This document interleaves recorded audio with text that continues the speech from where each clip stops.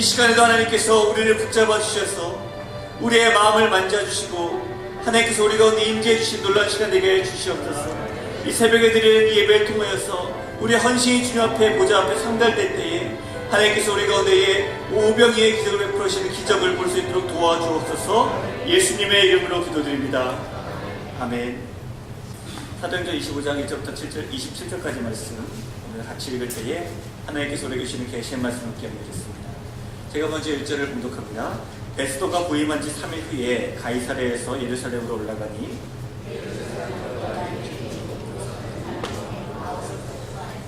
베스도의 호의로 바울을 예루살렘으로 옮기기를 청하니 이는 길에 매복하였다가 그를 죽이고자 하더라.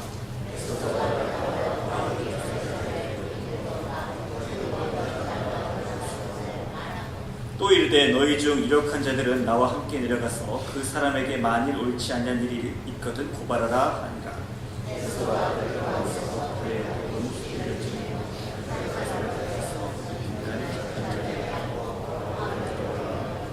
그가 나오매 예루살렘에서 내려온 유대인들이 둘러서서 여러 가지 중대한 사건으로 고발하되 능히 증거를 대지 못한지라.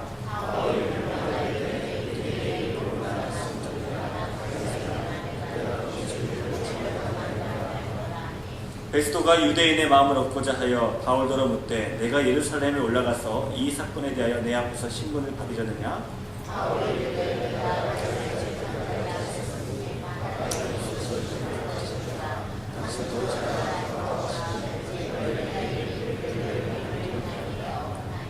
만일 내가 불의를 행하여 무슨 죽을 죄를 지었으면 죽기를 사양하지 아니할 것이나 만일 이 사람들이 나를 고발한 것이 다 사실이 아니면 아무도 나를 그들에게 내줄 수 없나이다. 내가 가이사께 상소하노라 한데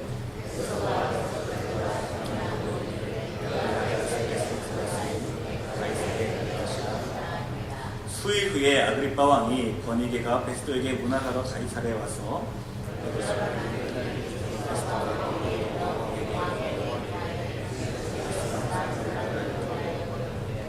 내가 예루살렘에 있을 때에 유대인의 대제사장들과 장로들이 그를 고사하여 정죄하기를 청하기에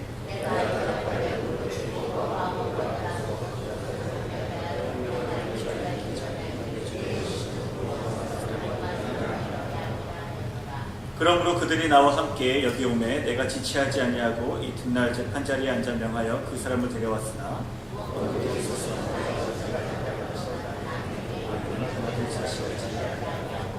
오직 자기들의 종교와 또는 예수라 하는 이가 죽은 것을 살아있다고 바울이 주장하는 그 일에 관한 문제로 고발하는 것뿐이라.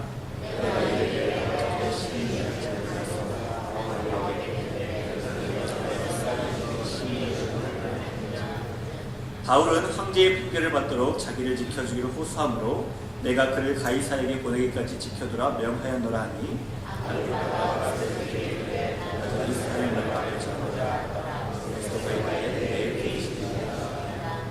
이튿날 아그리빠와 버니게가 크게 위험을 갖추고 와서 천부장들과 시중의 높은 사람들과 함께 접견 장소에 들어오고 베스도의 명으로 바울을 데려오니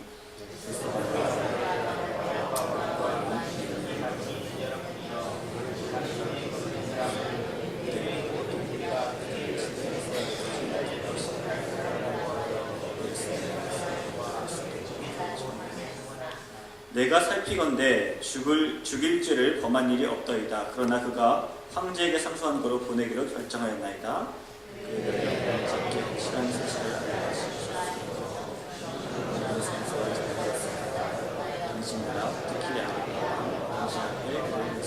우리 27절 함께 읽겠습니다. 그 제목도 밝히지 아니하고 주수를 보내는 것이 무리한 일인 줄 아나이다 하였더라. 이 시간에 박순대 목사님 포기하지 말라라는 제목으로 하나님의 말씀 전해주시겠습니다. 할렐루야. 우리가 일생을 살면서 끊임없이 만나는 것이 성공을 만나기도 하고 실패를 만나기도 합니다. 자, 그렇다면 성공을 많이 만날까요? 실패를 많이 만날까요? 전문적으로 이런 것을 연구하는 요즘에 컨설턴트들이 참 많은데요. 우리가 성공을 만나기보다는 실패를 만날 가능성이 훨씬 더 많다는 것입니다. 여건이 아무리 좋아도 또 재능이 아무리 뛰어나도 또 그리고 성공을 수없이 많이 한 사람이라도 필연적으로 또 필수적으로 만나는 것이 실패라는 것을 만날 수밖에 없는 환경과 우리는 조건 가운데 살고 있습니다. 물론 뭐 양과 질에 따라 다르겠지만 아무튼 횟수면에서 살펴본다면 일생을 살면서 우리는 성공보다는 실패라는 횟수를 훨씬 더 많이 만나게 된다는 것입니다. 여기서 중요한 것은 이 실패를 만났을 때 우리들의 반응입니다. 어떻게 이런 것들에 반응하냐에 따라서 그 사람의 인생이 결국 달라지게 되는데요. 아이들에게 퍼즐 문제 또 그리고 어떤 게임 같은 걸 이렇게 시켜보고 심리학적으로 이렇게 분석한 내용들을 이렇게 살펴보니까 실질적으로 이러한 실패를 경험했을 때 반응이 두 가지로 나오게 되었다는 것입니다. 하나는 실패에 대해서 무기력한 반응을 보인 아이들이 있었습니다. 그러니까 뭐 어떤 시험 문제를 풀거나 또는 퍼즐 게임을 하거나 또는 어떤 게임을 했었을 때 그런 부분들에 대해서 빨리 좌절을 하고 또 그리고 흥미를 잃어버리고 또 그리고 더 이상의 문제를 풀려 하지 않고 노력을 하지 않는 무기력한 반응을 보이는 아이들이 있었고요. 또 한 반응은 실패에 대하여 도전지향적인 반응을 보인 아이들이 있었다는 것입니다. 분명히 문제를 잘 못 풀었고 또 그 게임에 졌지만 그런 것들에 대해서 개의치 않고 그런 것들에 대해서 흥미를 느끼고 계속해서 그런 것들을 더 해보려고 하고 더 풀어보려고 하고 더 그 게임에 집중해 보려고 하는 아이들이 있었다는 것입니다. 근데 한 가지 재미있는 사실 중에 하나는 뭐냐면 이들이 문제를 잘 푸는 능력이 있느냐 없느냐와 상관이 별로 없었다는 거예요. 그러니까 어떤 아이들은 문제를 푸는 능력은 뛰어났지만 그럼에도 불구하고 쉽게 포기한 아이들이 있었고 어떤 아이들은 문제 푸는 능력은 별 볼 일이 없었는데 아무튼 계속해서 흥미를 느끼고 거기에서 도전해 나가는 아이들이 있었다는 것이죠. 장기적으로 추적해 보니까 이러한 실패에 대해서 무기력한 반응을 보이는 자들보다 실패한 부분들에 대해서 계속해서 도전적인 반응을 보이는 아이들이 장기적으로 보면 시간이 이렇게 지나면 지날수록 그들의 삶 가운데 훨씬 더 실패를 딛고 성공할 가능성이 높았던 것입니다. 여기서 우리가 한 가지 알 수 있는 것은 뭐냐면 성공이냐 실패냐 제가 이걸 얘기하고 싶은 것이 아니라 우리들이 어떤 일을 할 때 포기하지 않는 마인드가 우리가 가지고 있는 어떤 능력보다 훨씬 더 중요하다는 사실입니다. 그러니까 포기하지 않는 부분의 마음을 가지고 살아가는 것이 우리들이 어떤 내가 가지고 있는 능력보다 훨씬 더 큰 결과를 얻게 된다는 것입니다. 괴테가 한 말 중에 우리 인생길에는 모두가 걸려 넘어지는 돌뿌리가 있다고 합니다. 그러니까 삶을 살다 보면 누구나 다 어떤 사람이든지 생각지도 않았던 곳에서 넘어지기도 하고 힘들어지기도 하고 어려워지는 것을 볼 수 있습니다. 우리가 그냥 요즘에 일본 같은 나라를 봐도 그렇죠. 정말 지진이 많았지만 이렇게 큰 지진이 일어날까? 100년 만에 몇 개 안 되는 지진이 바로 내 인생의 앞바다 속에서 일어나는 모습을 보지 않습니까?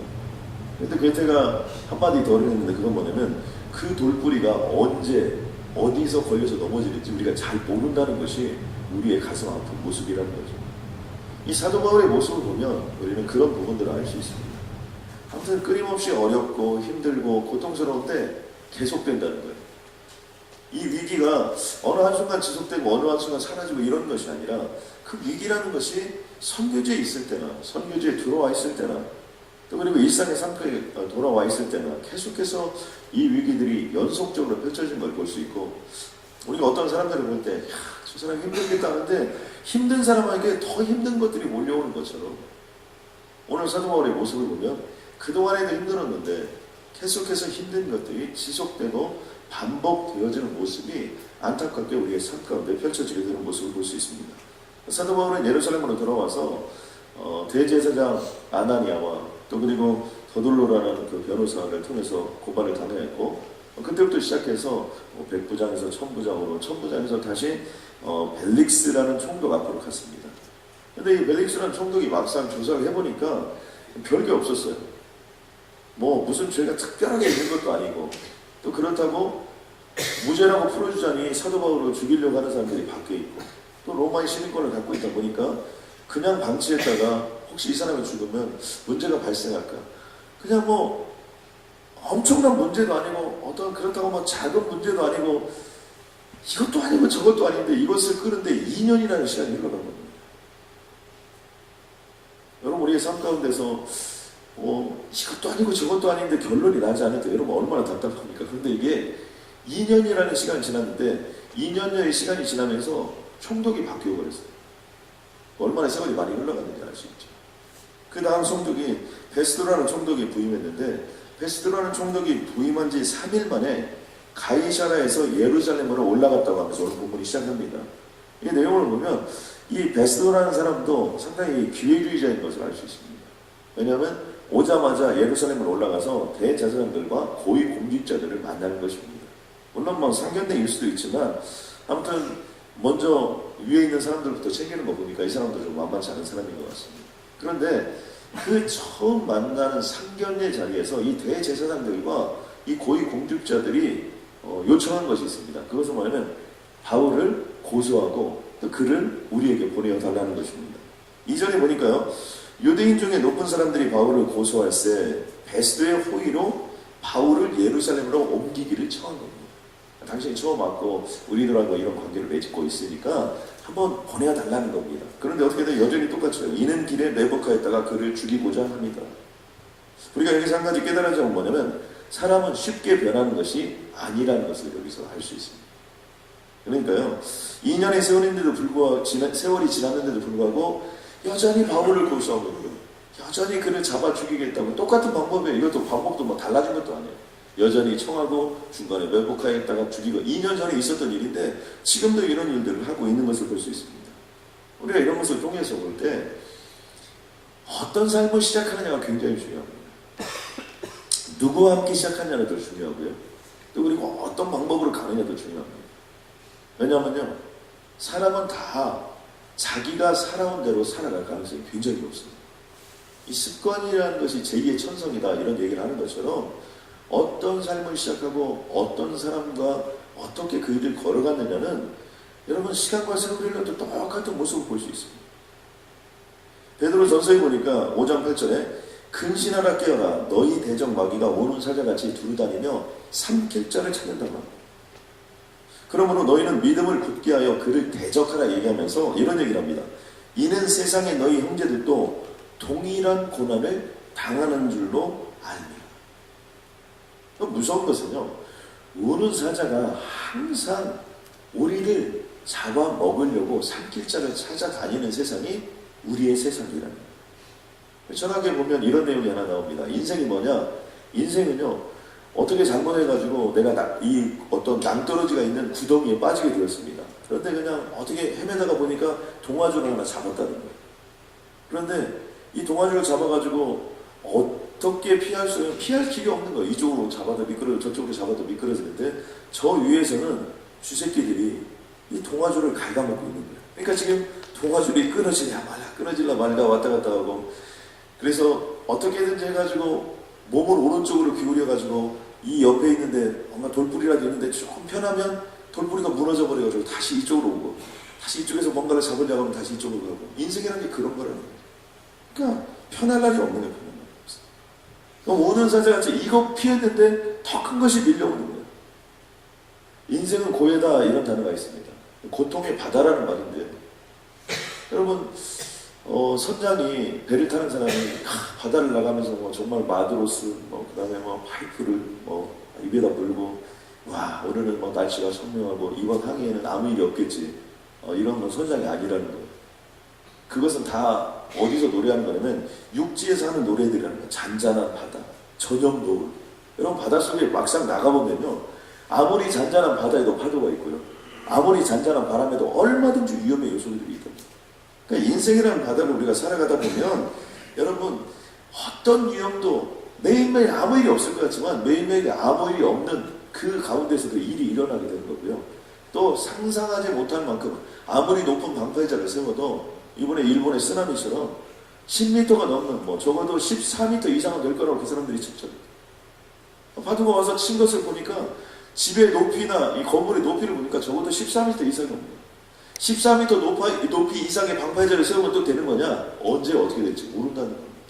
그냥 끊임없이 위기들이 오고 끊임없이 더 큰 파도들이 오는 거니까 중요한 것은 실패하지 않으려고 노력하는 것도 중요하지만 실패한 뒤에 우리들이 어떻게 그것을 대응하느냐. 위기가 오지 않으리라고 생각하고 살아가는 것도 중요하지만 위기가 왔을 때 그것을 어떻게 대처하는 능력을 날마다 키우면서 사는 것이 훨씬 더 인생을 지혜롭게 산다는 겁니다. 베스도가 누굽니까? 이 베스도를 역사적으로 살펴보면요. 요세푸스에 따르면 이 베스도는 정직하고 의롭고 고든 사람이라고 알려져 있습니다. 그런데 이 벨릭스라는 총독이 어떻게 그만두게 되냐면 하도 악독하니까 노예에서부터 시작해서 총독이 됐으니까 얼마나 악독하게 됐겠습니까? 역사적으로 보면 이 유대인들이 상소를 많이 올렸다는 거예요. 도저히 이 사람하고는 우리가 안 맞는다. 이렇게 하다가 밀란이나 또 오히려 폭동이 일어날 것 같다. 그러니까 사람을 좀 바꿔달라. 그래서 총독이 바뀌어져서 이 벨릭스라는 총독으로부터 베스도라는 총독으로 바뀌어졌다는 거예요. 그러니까 베스도는 오자마자 어떻게 했습니까? 화친정책을 준 겁니다. 그러니까 오자마자 예루살렘으로 올라갔고 또 고위 어떤 대제사장과 고위 공직자들을 만난 것이죠. 왜요? 선임 총독이 너무나 폭정을 베풀다가 너무나 폭정을 자행하다가 바뀌어져 버렸기 때문에 가능하면 잘 지내려고 한 것입니다. 그런데 만나서 첫 번째 자리에서 사도 바울을 고소하고 또 그리고 사도 바울을 우리에게 넘겨달라. 그러니까 가능하면 들어주고 싶은 거예요. 가능하면 들어주고. 그래서 이제 그렇다고 해서 재판을 안 할 수도 없으니까 이제 가능하면 들어주려고 재판을 여는 겁니다. 그리고 얘기를 해보라고 고소를 했는데 말씀 중에 보니까 뭐냐면 능히 증거를 대지 못하다. 증거를 못 대는 거예요. 뭐 결정적인 게 없어요. 사도 바울은 또 변명하기 시작합니다. 유대인의 율법이나 성전이나 가이사에게나 내가 도무지 죄를 범한 일이 없다는 거예요. 여기 유대인의 율법은 율법적인 관점에서 볼 때, 또 그리고 성전적인 관점에서 볼 때 성전 모독죄라고 하는데 내가 모독한 적이 없다는 거예요. 별례를 다 행하고 다 했다는 거예요. 또 가이사에게나 이것은 로마의 법에 따라서도 내가 특별히 뭐 잘못한 게 없다고 계속해서 변명을 하고 그것을 들어보니까 아무튼 특별한 게 별로 없는 것 같아요. 아마 베스도도 이 벨릭스 총독에게 뭔가 이걸 트랜지션을 할 때 그 사도 바울의 얘기에 대한 얘기도 들었을 거 아닙니까? 아무튼 어떻게 해보려고 하고 해결해 주려고 하는데 특별히 뭐 죽일 만한 이유가 없는 또 그를 재판을 해가지고 결론을 내릴 만한 이유가 없는 그러니까 이 베스도가 하나의 안을 제시합니다. 사도 바울이 뭐라고 제시하냐면 그냥 내가 예루살렘으로 올라가서 재판을 받으면 어떻게 되냐. 지금 현재 베스도는 아무튼 뭐 알았는지 모르는지 뭐 밖에 뭐 사람들이 죽이려고 하는 거 아마 알았을 수도 있고 몰랐을 수도 있는데 그냥 이 문제를 어떻게든지 해결하고 싶은 거예요. 그러니까 내가 뭐 특별한 혐의가 없는데 아무튼 네가 좀 예루살렘으로 올라갔으면 좋겠다. 뭐 거꾸로 얘기하면 가다가 죽어도 괜찮다. 뭐 이런 얘기를 지금 하고 있는 거죠. 사도 바울이 성령 충만합니다. 내가 무슨 죽을 죄를 지었다면 당신이 하라는 대로 내가 하겠다는 거예요. 왜 내가 죄가 뭐냐는 거예요. 당신도 재판을 해보는 거 아니냐는 거예요. 그러니까 이왕 재판을 하려면 나를 예루살렘으로 보내지 말고 가이사께 상소를 올리라는 거예요. 여기서 가이사께 상소를 올리라는 것은 로마에 가서 로마 황제에게 자기가 재판을 받겠다는 거예요. 그러니까 이 베스도가 얼마나 골치가 아픕니까? 그런데 이 골치가 아픈 사이에 그 지방을 다스리는 유대 땅의 왕이 그때가 있었습니다. 그 왕이 헤롯 아그리파 왕. 헤롯 아그리파 2세인데 이 아그리파 왕 2세가 그것을 방문하게 되었고 누구에 대한 일에 관심을 갖게 되냐면 이 사도 바울에 대한 일에 대한 관심을 갖게 되었습니다. 이건 왜 그랬을까요? 그것은 유대인들을 좀 잘 이렇게 좀 해가지고 자신이 왕으로 있는 기간 동안에 좀 뭔가를 좀 편안하게 가보려고 하는 이것도 기회주의적인 속성이 있습니다. 여기 버니게라는 여자하고 같이 왔다고 하는데 이 버니게라는 여자를 역사적으로 보면요 그냥 부인처럼 여기는 성경에 등장하지만 이 여자가 좀 만만치 않습니다. 결혼을 뭐 한 번 했는데 첫 번째 남자가 죽었고요. 남편이 죽었고 또 두 번째 했는데 두 번째 남편이 죽었어요. 근데 20대에 그런 일을 겪게 된 겁니다. 그래가지고 헤롯 아그리파 2세하고 같이 사는데 헤롯 아그리파 2세하고 버니게라는 여인하고는 남매지가 남매지. 남매가 여러분 뭔지 알죠? 같은 남매지간이에요. 그런데 그냥 같이 살아요. 어떻게 이런 일이 일어났는가? 복음이 없는 곳에 이런 일이 일어납니다. 그런데 또 나중에 보면 이 버니게라는 여인도 만만치가 않아요. 헤롯 아그리파하고 그러니까 누나하고 지금 동생하고 같이 사는 거죠, 이 여자가. 그렇게 살다가 또 다른 사람한테 또 시집 가가지고 또 어려워졌다가 또 그다음에 뭐 누구의 정부 역할을 한다. 만신창이야. 역사적으로 말도 안 되는 얘기들이죠. 그런데 이 사도 바울의 입장에서 보면 계속해서 어떤 어려움이 사도 바울에게 임하냐면 어떤 때는 백부장이 자기를 신문하고 어떤 때는 천부장이 자기를 신문하고 어떤 때는 벨릭스가 어떤 때는 페스토 또는 심지어 헤롯 아그리파 2세까지 자기를 신문하고 그것도 모자라서 버니게라는 여자 정말 이거 뭐 인간 같지도 않은 어떤 삶을 사는 그런 여인들에게까지 사도 바울이 계속해서 신문을 당하고 계속해서 그 사람들 앞에서 자신을 변호하는 일들을 지금 2년이 지나서 3년째 하고 있는 겁니다. 우리가 이것을 통해서 여러 가지를 생각해 볼 수 있는데 저는 사도 바울이 대단히 존경스럽습니다. 이 사도 바울이 위기를 많이 겪은 사람이에요. 고린도에 보면 그런 대목이 나옵니다. 여러 번 여행하면서 강도의 위험을 받았다는 거예요. 또 강의 위험도 받았고 동족의 위험도 있었고 이방인의 위험도 있었고 신의 위험도 있었고 광야의 위험도 있었고 바다의 위험도 있었고 거짓 형제들의 위험도 있었다는 거예요. 그러면서 또 심지어 이런 얘기도 합니다. 수고하고 애쓰고 여러 번 뭐 자지도 못하고 목마르고 굶주렸고 춥고 어려웠다는 거예요. 그런데 이런 것들은 정말 선교지에서 하나님의 복음을 전하면서 그 역사와 능력 속에 이런 일이 있었으니까 여러분이 감정할 만하죠. 그런데 지금은 어떻게 된 거예요? 고향으로 돌아온 거예요. 예루살렘에 들어와서 예루살렘에서 복음을 전하고 싶었던 거예요. 자기 민족들이 예수 그리스도의 십자가를 못 박아 죽였지만 이들이 다 지옥 갈 수밖에 없는 거예요. 이들에게 복음을 전하고 싶었던 거예요. 그런데 지금 어떻게 된 거예요? 그냥 감옥에 갇혀서 별일도 아니에요. 이 사람한테 풀려가고 저 사람한테 풀려가고 그런데 이런 과정 속에 사도 바울의 모습이 어떤 모습을 우리가 보냐면 성실하게 변론합니다.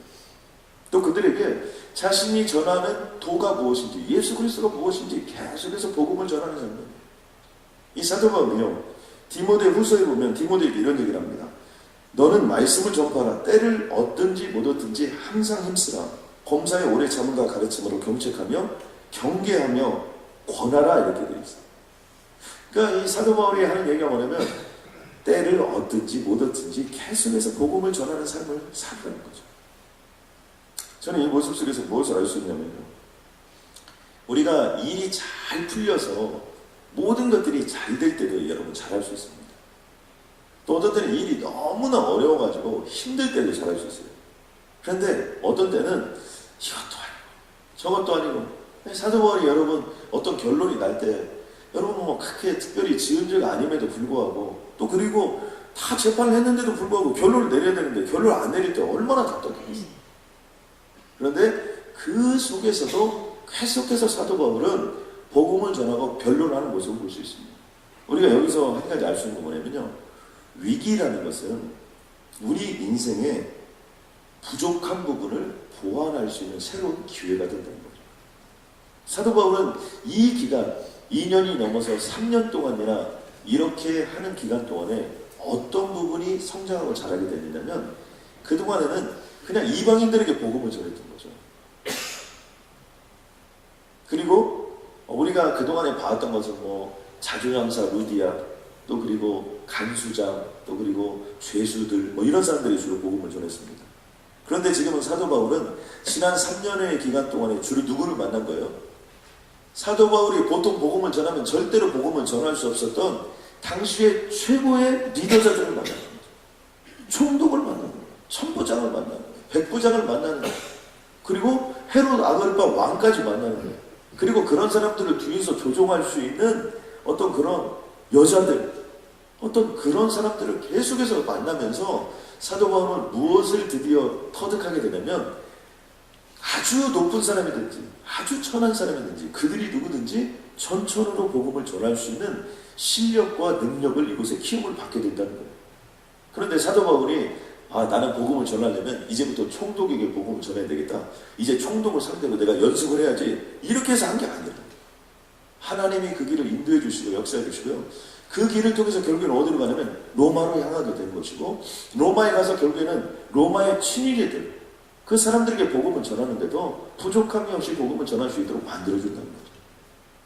또 한 가지는 뭐냐면 매처럼 날려면 닭과는 싸우지 말라 이런 얘기가 있더라고요. 이게 말이 되는 얘기인지 모르겠지만 아무튼 매는 누굽니까? 하늘 높이 날아가지고 멋있게 착 가다가 그냥 먹이가 있으면 쏜살같이 가가지고 탁 치게가지고 이렇게 하는 거죠. 닭은 어떻게 합니까? 그냥 주는 대로 머리를 땅에다 쳐박고 그냥 콕콕 이렇게 찍어가지고 이게 먹는 거죠. 그러니까 매처럼 살려면 닭과 싸워서는 안 된다는 거예요. 그 얘기는 뭐냐면 우리들이요 정말 로마로만 꿈을 꾸고 있고 내 인생에 어떤 하나님이 나를 통해서 하나님의 역사를 이루고 또 하나님의 꿈을 같이 꾸고 그 꿈을 향해서 정말 하나님의 나라와 선교 완성을 위해서 하나님의 나라의 부흥과 또 그 다음에 전도의 완성을 위해서 우리가 이렇게 나아가는 어떤 그런 꿈을 꾸는 사람들은 여러분 높이 높이 날면서 하나님이 우리 인생 속에 어떻게 역사할지를 늘 기대하고 고대하고 나아가는 그런 모습들이 필요하다는 거예요. 그러니까 때로는요 너무 가까이서 또 그리고 그 문제에 혈안이 되어서 막 그 문제를 바라보면 어떻게 됩니까? 심장이 터지죠. 막 눈이 튀어나오죠. 막 이성을 잃게 되죠.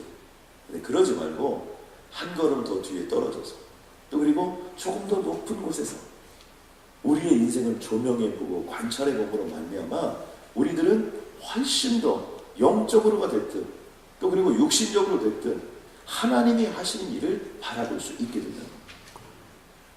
믿음의 마지막이 무엇입니까? 믿음의 결론 히브리서 11장 40절. 저는 요즘에 이 말씀을 늘 묵상하는데요. 이는 하나님이 우리를 위하여 더 좋은 것을 예비하셨은즉. 여러분 아멘입니까? 믿음이 뭐예요? 믿음은 더 좋은 것을 예비하셨다는 확신을 가지고 와요. 아멘입니까? 때로는 1년, 2년, 3년 문제가 해결되지 않고 이것도 아니고 저것도 아닌 일을 기다리고 또 기다리는 일이 있어도 그 기다림이 막연한 기다림은 믿음이에요. 진정한 기다림은 뭡니까? 더 좋은 것을 예비하셨다는 사실을 내가 믿고 우리가 아니면 그들로 온전함을 이루지 못하게 하라 했습니다. 이것은 뭐요? 내가 아니면 어떻게 그 일을 이루겠느냐? 나를 통해서 그 일을 이루기를 원하시는 거예요. 내 입술을 통해서, 내 인생을 통해서. 저는 여기 있는 이 귀한 분들을 통하여 133을 통한 정말 물고기 2마리와 보리떡 5개를 드려진 이 역사의 오병이의 기적 5,000명을 먹이고도 12광주리가 남는 인생으로 여러분의 인생을 키워주실 줄로 믿습니다. 여러분 아멘입니까? 그러니까 닭처럼 살지 마시고 날개가 있고 모든 것들이 다 있으나 날지 못하는 닭처럼 살지 마시고 매처럼 독수리처럼 우리가 한번 높은 하나님의 마음, 하나님의 시야를 가지고 내 인생을 바라본다면 여러분 뭐 5년, 10년, 20년, 30년의 세월이 여러분 별게 아니에요. 하나님과 함께하는 그 세월이 가장 강력한 인생과 세월이 되죠. 하나님 감사합니다. 물고기 2마리와 보리떡 5개로 133 특별 새벽기도를 주님께 올려드립니다. 5,000 가정을 먹이고도 12광주리가 남는 인생이 될 줄로 믿습니다. 하나님 나눠주고 퍼주고도 그 곳간이 차고로 넘치는 인생이 될 줄로 믿습니다. 하나님 역사하여 주시고 하나님 인도하여 주시고 하나님 축복하여 주시고 그 기적같은 인생으로 하나님 우리가 길을 역사하여 주시옵소서.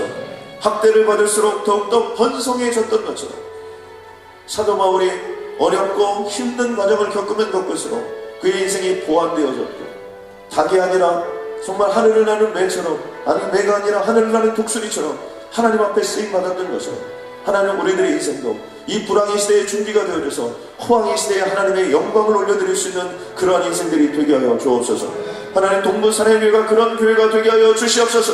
하나님 평안함을 추구하고 안락을 추구하는 그런 교회가 아니라 하나님 나라의 영광을 위하여 하나님 나라의 부흥을 위하여 전도와 선교의 완성을 위하여 그렇게 쓰임받는 교회가 되게 하여 주옵소서. 오늘 이곳에 있는 한 분 한 분들의 삶이 주님 역사해 주셔서 로마로 가는 꿈을 꾸고 나아갈 수 있도록 도와주시옵소서. 그 로마의 꿈이 반드시 이루어질 수밖에 없는 아버지 그 사실을 내 마음속에 새기고 한나를 살아도 꿈을 꾸고 그 꿈을 이루는 귀하고 복된 인생들 되게 하여 주옵소서. 예수님의 이름으로 기도드렸습니다.